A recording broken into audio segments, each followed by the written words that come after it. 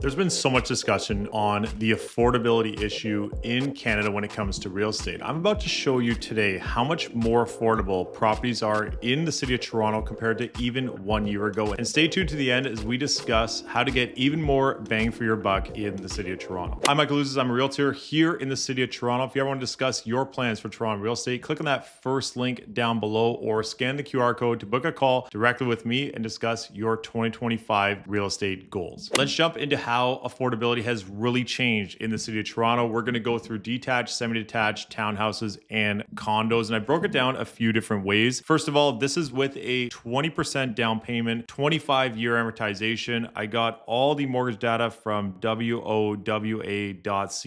Again, this is for illustrative purposes only. And if you wanted to run these numbers for yourself, you could definitely plug in some details there on wowa.ca or book in a call. We can do this together to see where exactly prices are and what that cost looks like today versus last year. If we take a look at the city of Toronto detached pricing, and in May of 2024, the average price was $1,826,000. That price is down about $100,000 from where it was a year ago today. And if we're looking at the May 2025 stats, $1,700,000 in 2025. That average price is down about 6%, or as just mentioned, about $100,000. One of the caveats last year was that interest rates were at around 5.5%. In fact, if you got a mortgage in early 2024, even before the month of May, those numbers were around 6.5%. So they actually dropped about 1% in the time frame between the end of 2023 and early 2024. Interest rates right now, we're seeing in and around that 4.25, 4.3. Again, these are subject to change, of course, as you watch this video, but just wanted to use this for illustrative purposes. The monthly payment on $1.8 million last year was around $9,000 a month, $89.27 to be exact. In May of 2025, that number is just under $7,500, $7,463. That's a monthly payment change. So monthly payment, that's what you're going to feel every single month for the length of the mortgage, down almost $1,500 a month. If you're looking for a detached property in the city of Toronto with the average price last year versus today, that's a significant number, $1,464 per month of savings. Let's take a look at semi-detached properties. In May of 2024, the average price was $1,416,000. May of 2025, just under $1.3 million. It's about an 8% drop in price year over year. Again, those interest rates down about, we'll call it 1.25% from where they were last year. The monthly payment on $1.4 million last year was just under $7,624. The monthly payment in May 2025, $5,638. So just around that $5,600 mark. You're looking at a payment change of negative $1,286 a month of savings. That's about a $1,300 affordability swing for the better if you're a buyer looking to get into the market. Of course, again, as mentioned, 20% down, 25-year amortization, and that mortgage data from wowa.ca. Let's take a look at townhouses and row houses, and actually those prices are around the same last year to this year. So 1.322 million in May 2024, just under 1.3 million in May 2025. That's 1.298, give or take. So about a 1 to 2% drop in average price. Again, those rates about 1.25% difference. Take a look at the monthly payments, still not insignificant. This is $6,464 versus $5,635. And that $800 covers quite a bit. That could be your property taxes, that could be your utilities. That's a pretty big portion of what that savings is, even with a similar price point year over year. So $829 savings on a row or townhouse. Now let's take a look at condos. This is a pretty big savings here. Again, if we're looking at condos, average price $767 in May 2024. Average price in May 2025, just under $710,000. It's about an 8% drop, 7.5% drop in price. Take a look at the monthly payment last year, $3,749. Monthly payment this year, $3,080. Savings around $669 a month. Now, if you factor in condo fees, this is basically the difference of the condo fee plus the property taxes, which are generally cheaper when it comes to a condo versus a freehold property. That's not insignificant. And I'd argue that $709,000 this year versus last year is getting you a much better condo than it would have last year. So in this price point, you're looking at a 1+ den with parking. You may be able to get a really nice 2-bedroom without parking, but generally with parking, I would say today you're looking at a really nice 1+ den with parking in some of the best buildings in the city. So definitely a really good price point at $710,000 if that's what you're looking for on the condo side. You can also get way better property at $500,000 mark than you could a year ago today. I'd love to hear your thoughts on the affordability metrics and how those have changed year over year. And drop a comment down below on what you expect things to do for the rest of this year. If you think things are going to get more affordable, or if you think we're actually at a pretty good mark right now. I'm Michael Ouzas. Thanks for watching.